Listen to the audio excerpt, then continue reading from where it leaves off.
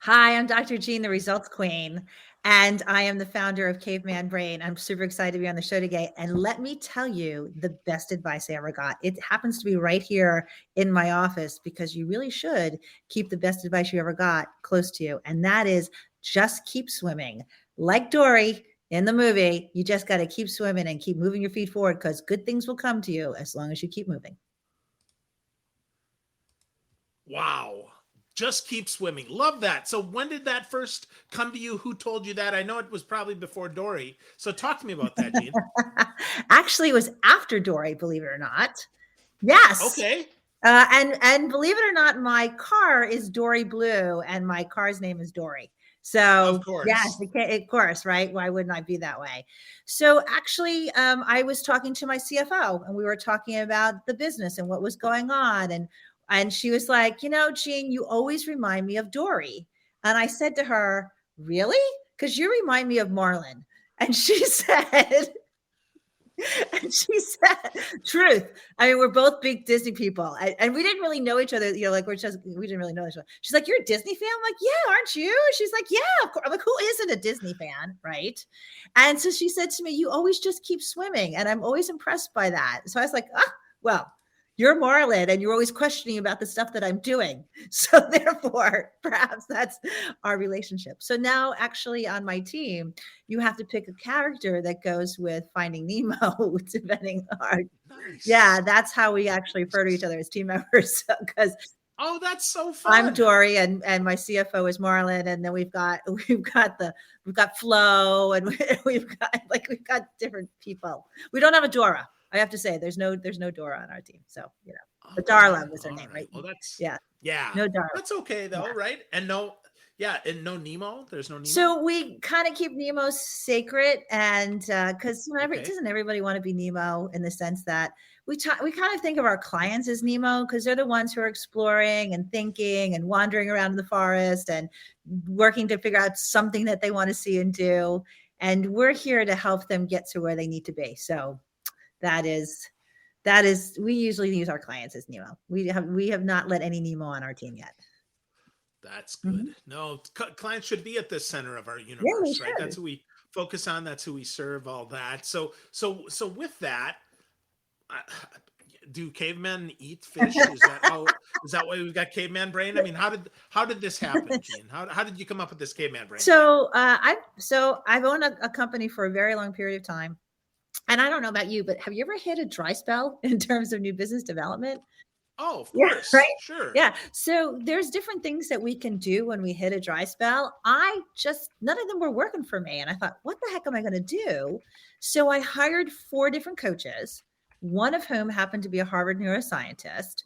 And in working with him, I learned about the amygdala and how that little small almond shaped part of our brain, people call it lizard brain, or, however you want to look at it, that part was keeping me from being more successful because of what I was telling myself and what I was thinking. And people talk about it as mindset and being purposeful, but the reality is that our brains are the least studied organ in our bodies. And the more you know about how you can get your brain to work with you as opposed to against you, the more likely you're going to be successful. So I learned this from the Harvard neuroscientist, and he's like cured people of like OCD, ADHD, like stuff that's you think are incurable, but it's basically because he knows, obviously he's a Harvard brain science, so he knows all about the brain. So I couldn't say amygdala a gajillion times because once I learned it, I wanted to teach my clients. So I was like, it's your caveman brain. And that's how caveman brain came about. So yeah, it's our internal protection systems, think fight, flight, or freeze. And it only knows what it sees, what it hears, constantly scanning the horizon, looking for danger. So right now, both our brains are scanning, making sure that we're not dangerous. The people who are listening, right, not dangerous, right? And then the fact is that what it will do is it will hurt you or propel you to the place that you want to go. Huh. So think about this. Okay. So Phil, think about this. When you go see a scary movie, right?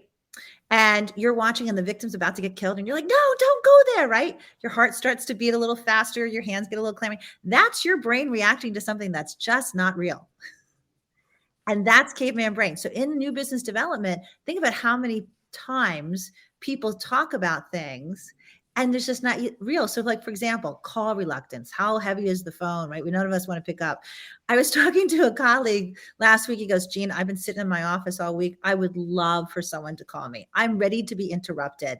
Gosh, if someone would call me and interrupt me, my life would be so sublime. I was like, really? Meanwhile, how many of us as salespeople are like, oh, we can't call them. We're going to interrupt them. They won't know who we are. Like, it's right. How would you think about caveman brain? Meanwhile, like, you can call my colleague. He's waiting for your phone call. Can we put his phone number in the chat here so people have it, or how does that work? Right. So yeah, free leads on the Sales Leadership Show today. Happy So to help. yeah, that's it. Yeah. So let's talk about that, right? So as it relates to sales, right? The phone weighs 1,000 pounds. People don't want to be interrupted. How do we conquer that? How do we get through that? So the first thing I have to say to you is that you're not going to die by picking up the phone and calling someone, right? That's the first. You're not going to die. You may be embarrassed, maybe. You may feel, although no one really makes you feel anything. You might feel like you're interrupting somebody. The reality is that some people are really good at it because they have the mindset of, I'm here to help somebody and I need to help somebody, right? That's one mindset. I had a colleague who said to me, if you had to pay the mortgage tomorrow, what would you do today? And I think about that a lot. Like every single day when I get up as a sales girl, I'm like, I should say salesperson. I think about, if I had to pay the mortgage tomorrow, what am I going to do today? I could have used that as my advice, but hey, there you go.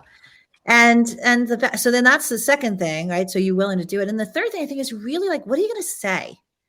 And we do something called decision tree questioning. So if I say something to you, will you say a yes, a no, or I don't know? And then what's the answers to that? So I think you have to really rehearse and feel confident. And if they say no, okay, then it's add it to your metrics.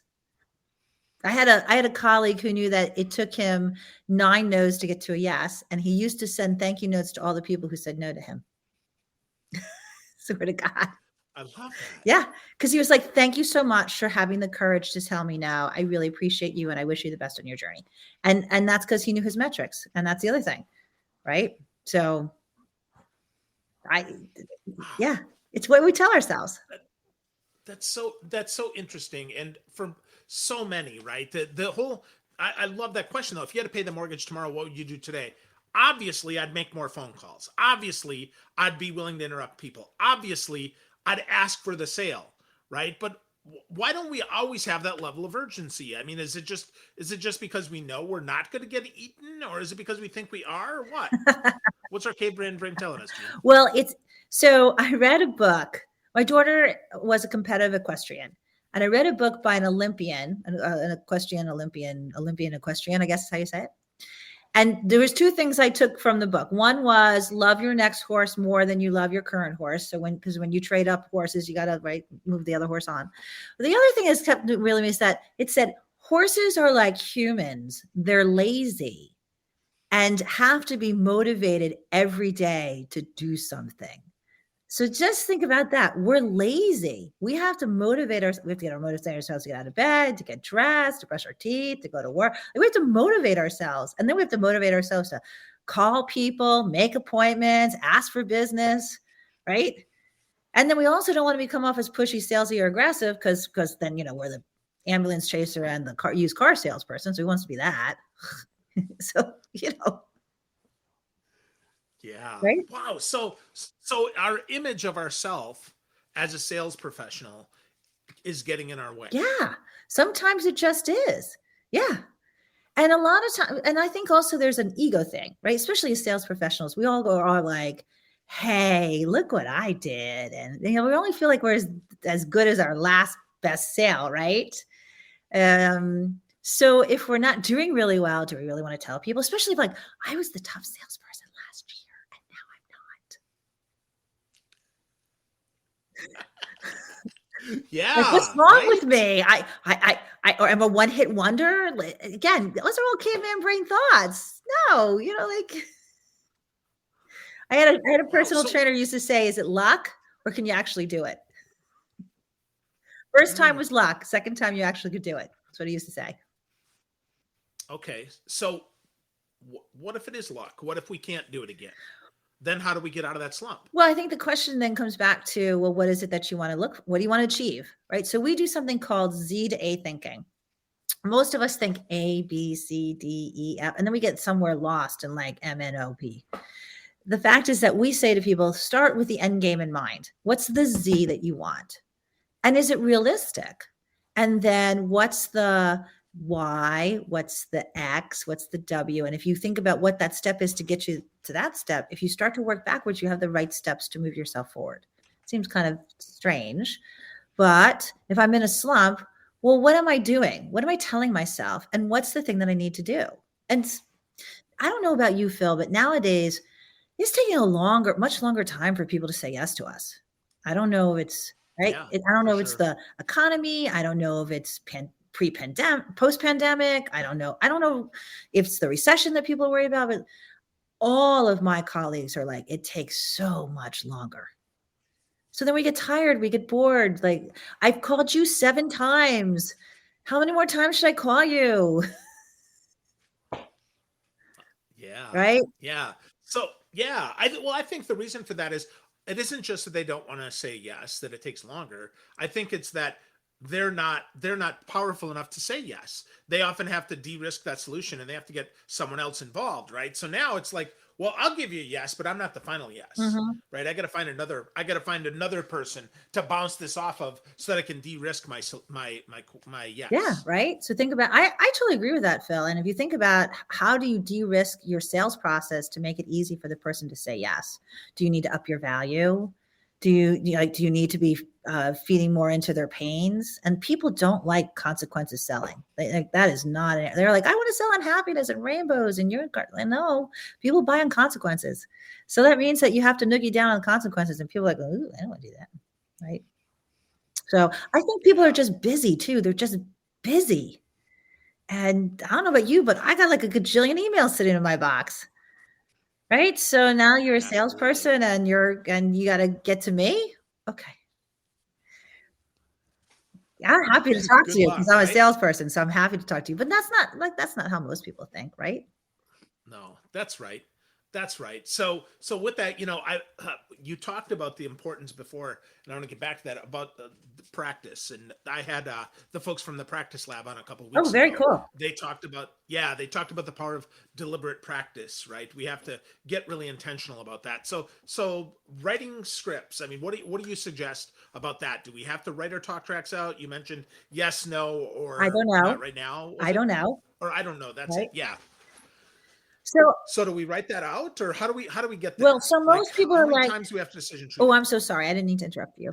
So, No, go. um, so most people think they can wing it really well. Most salespeople think they're improv actors. Yes, and so they don't want to write out their script. However, if you have reluctance, it's easier to write out your script and practice your script so you feel good about your script. And then if you do the yes, so if I called you up and said, "Hey, Phil, it's Dr. Jean. Told me I should call you. Do you have 2 minutes to talk?" Right.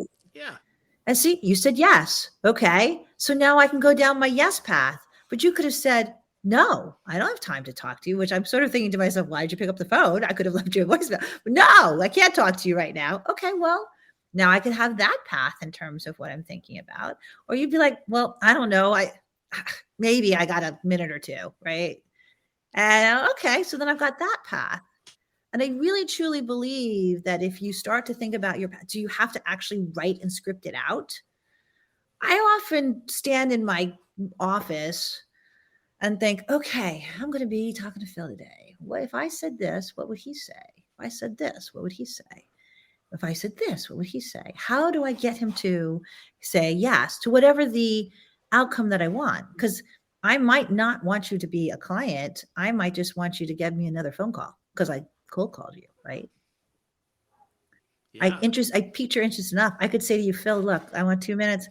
And if we agree that I promise not to sell you anything and you promise not to buy anything and we're just going to have a conversation, would you be okay with that? right? And Sure. Why sure, not? why not, Yeah. right? So now I can go off and have a little bit more. But notice that I'm asking some questions. I'm getting a series of buy-ins. I'm not just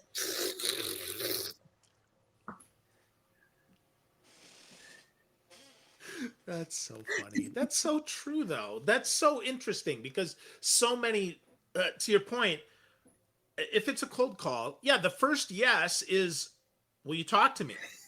Can I have 2 minutes? Right? That's not will you buy my schnookies or whatever, right? It's all about the first yes. No, I think that's so interesting, right? And as a sales development, right? They can't sell anything. They're not allowed to close. So stop, so sell the appointment, sell the expert, right? Sell the next step. exactly. That's so yeah, wow. So that's so interesting. So where does caveman brain come into that in the neuroscience? Where does that get us stuck?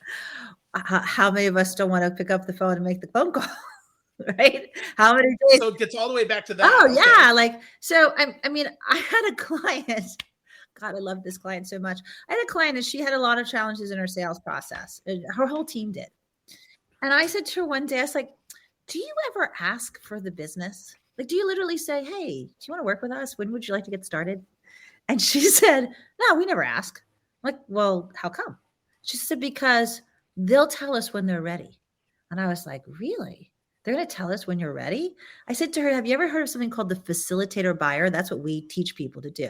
Like when you go to buy a suit, they say, you don't just like pick out a jacket. You get the jacket, the pants. Would you like a shirt? Would you like a tie? Right? Let me give you an outfit. Because really what you're coming for is an outfit, not necessarily just a suit. Right. So I'm facilitating you to something that you may or may want to buy. You get to make the decision. No, I don't need a shirt today. Oh, okay. I don't like keep pushing you to buy the shirt. So I said to her, so if you just thought of yourself as a facilitator buyer to say like, hey, what decision would you like to make? Are you ready to get started now?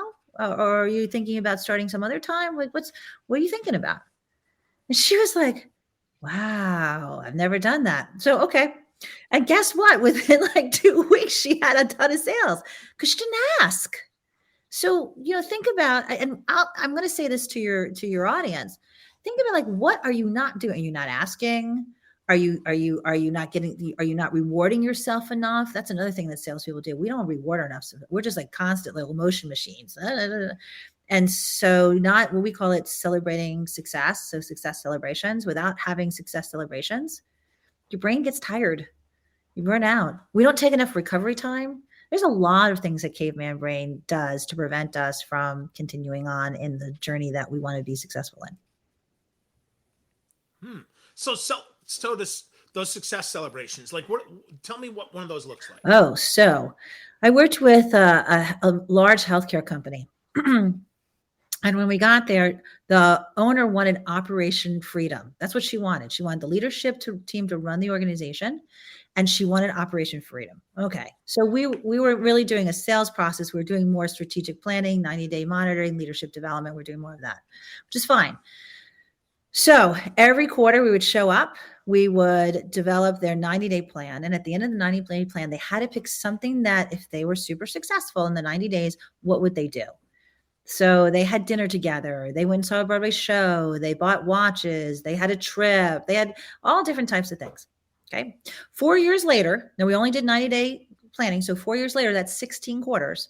She sold the company for $100 million. I think we came in at like she was 25 million and then she sold it for 100. And I got invited to the after party and the whole leadership team could name every single celebration that they had done for 16 quarters, everyone in vivid detail. And I don't know about you, but sometimes I can't remember what I did yesterday, much less 4 years from ago on a success celebration. And that's why when you think about success celebration, you need to be able to celebrate the successes. It's based on my theory of climbing Mount Everest. So if you know anything about climbing Mount Everest, you get started at the bottom, you go to base camp 1, you go to base camp 2, you go through the death zone, which sounds sort of like sales process, right? And then you get up to the top, you literally get 5 minutes to be like, and then you have to climb back down, right? You got to go find the next mountain to climb. But they do spend 5 minutes going, how come we as sales people don't necessarily do that? Even if we just dance in the parking lot. Why don't we do that? That's a great question. Why don't we do that, Gene? Well, I think because as salespeople, we're so driven, we just think we got to find the next mountain because I'm only as good as my last mountain. So, however, caveman brain needs for you to celebrate successes because it needs to acknowledge that it did the right thing. Otherwise, it's constantly questioning itself, going, are we doing the right thing? Are we doing the right thing? Maybe we should do something different. And salespeople are always looking for like the silver bullet, right? They're always looking for like the magic pill that's going to change everything. It's going to be so much better. No, just do this. We graduated a class today from our program. And the last thing we teach people is what we call the peanut butter and jelly method. We said our system is peanut butter and jelly. So peanut butter and jelly is made the same way, right? You get 2 pieces of bread, you get peanut butter, you get jelly, you put it on, you could cut off the crust as you make it. You eat peanut butter and jelly. Once you have a really good sales process, you don't change the sales process. You don't look for new things. You just keep doing the process over and over again, like peanut butter and jelly. But we tend to get bored of eating peanut butter and jelly, and then we think we want a steak. Yeah, no. You just got to eat peanut butter and jelly. You can change the jelly. You can change the peanut butter. So you can add different new clients, like new potential clients, prospects. You add that. You add new product lines, right? You can go deeper. You do that, but you're going to constantly just eat peanut butter and jelly for the rest of your new business development life. That's so hard though. I like seafood and I like steak and I don't want to be bored. I know. How do we convince ourselves that it's in our best interest to be bored? Yeah, because it doesn't help us. And if you think about great salespeople, they do the same thing over and over and over and over again, and they don't get bored with it. It's like reading the same book over and over again. You always find something new in the book. So I had a colleague who literally read the same 5 books every year after year, and he found new things always about it. Really, really. Because that just seems so strange to me. Like, I don't even like to wear the same clothes even once a month. I've got a ton of choices, right? I like to pick different things. Yeah, because I get bored. Well, then you could do that through your clothing, but in the sales process, you got to like find someone to talk to, right? Who is your ideal target client? Then you have to get them to be are they interested in your product? Like they have to have a problem. They have to be the willingness to solve the problem. They have to have the money to pay for it. That's the process, right? Can't get bored with that. Yeah, that's the process. Yeah. That's so interesting, right? I mean, because it is so simple, and I train sales all day and I try to make it as simple as possible. But I guess, I never think that it's exactly the same, but I guess it always is, right? I mean, our process is 5 steps. So yeah, no, that's so interesting, right? That's so interesting. Peanut butter and jelly, baby. Peanut butter and jelly.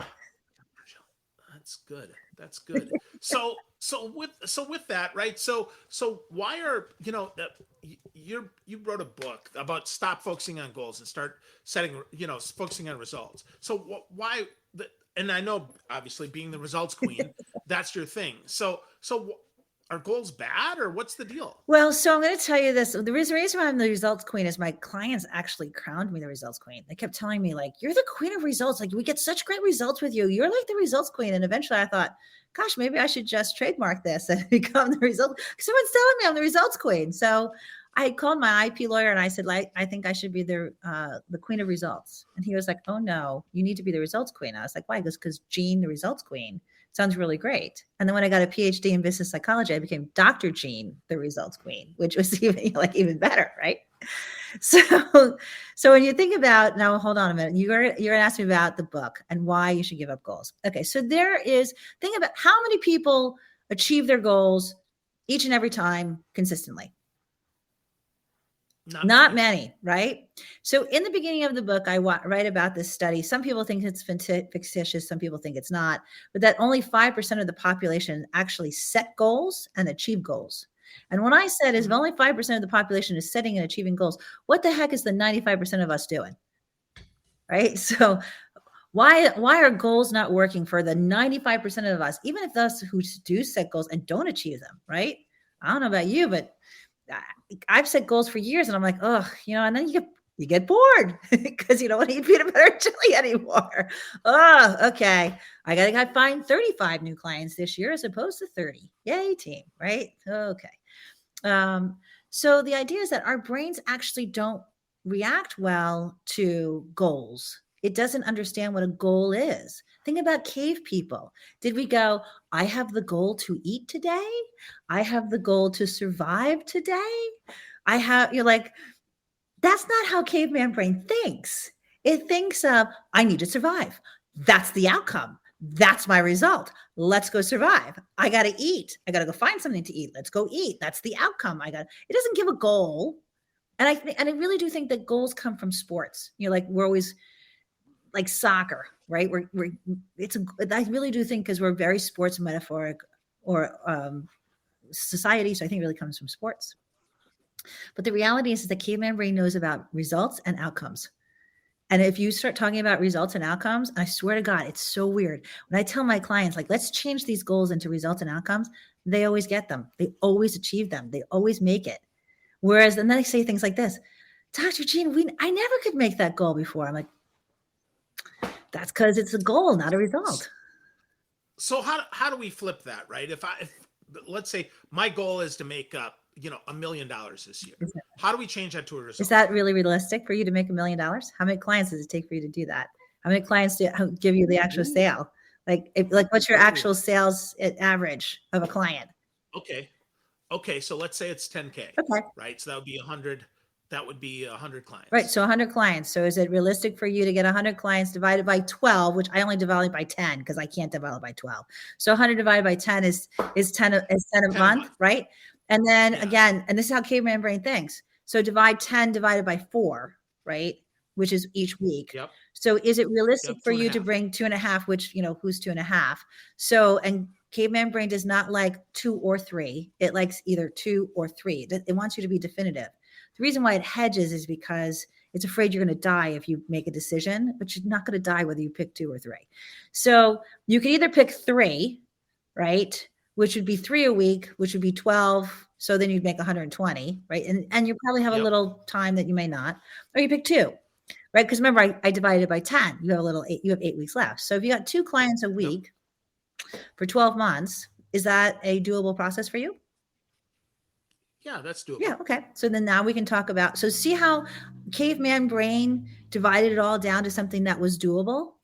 And so now you say, well, cool, that's doable. Then let's talk about what would you need to do to close 2 clients, right? Is that like on Tuesdays and Thursdays? Now I realize that for some people, they'll say to me, this is very formulaic, but the reality is this is how the brain thinks, like just compartmentalize like that.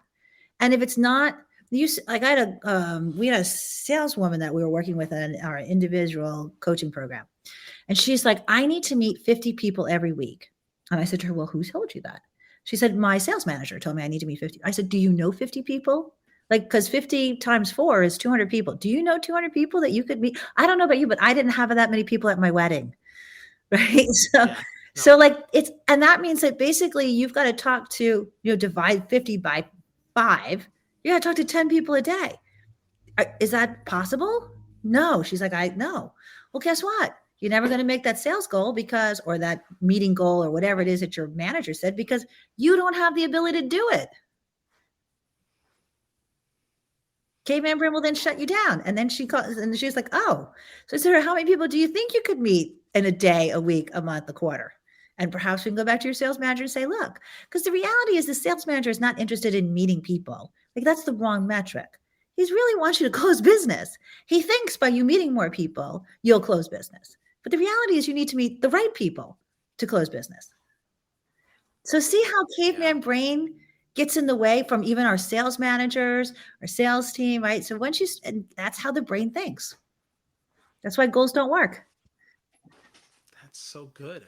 That's so good. So if we want to conquer caveman brain, Dr. Jean, where do we start? Like, what's the first step that we have to do? You have to be aware of it. And that seems so simple. And yet most of us are not aware of what we're saying, what we're doing, our actions, our behaviors. You have to be aware of caveman brain.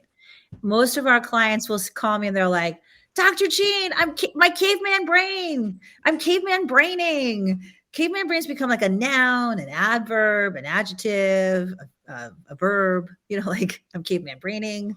Like, okay. So that's really the first step. And that's one of the reasons why I'm so grateful to be on the show today, because we want to spread the word about caveman brain, because caveman brain is everything. And if you're not harnessing it for good, you're not getting to where you want to be. It just isn't. And I'm not saying it's mean to be bad. It's just it's trying to protect you. And it doesn't want you to do scary things that might upset you or kill you or make you fail. Yeah, that's good. That's good. So Dr. Jean, if folks want to get to know you more, right? They should definitely go to Yep. cavemanbrain.com. Got lots of great resources there. And then if they wanted to talk one-on-one with you, should they go to your LinkedIn, or what's the best place that they should Just go? drop me an email, Jean@cavemanbrain.com. Just drop me an email. I really, really, yeah. I have to tell you, my accountability partner and I talked about this a long time, and she's like, "Why do we put up all these barriers to people to call us or talk to us? Like info at, support at, admin at. Why can't they just call us or talk to us?" And I was like, "I don't know. Well, first of all, I don't answer my phone, so that would be a challenge for them to call me. But they could certainly they could just drop me an email." So we made the decision that we were just going to give our email out. Why not? Jean@cavemanbrain.com. That's awesome. Yeah. That is awesome. That's super simple. Yeah, well, my mission is to leave you better than I found you. And I can't live my mission by saying contact me at info at, just seems not right. Yeah. No, I like that. And I actually read one of your testimonials on LinkedIn that said that you left them better than you. Oh, that's so awesome. Wonderful. Yeah, I read that. That's fantastic. So awesome stuff, as expected. Folks, if you're listening, if you're watching, definitely get to know Dr. Jean, the Results Queen. Go to cavemanbrain.com. Check her out there. Email her. She gave out her personal email, jean@cavemanbrain.com. And remember, friends, if you had to pay your mortgage tomorrow, what would you do today? You'd probably conquer that caveman brain. Great stuff. Thank you, Jean. Thank you.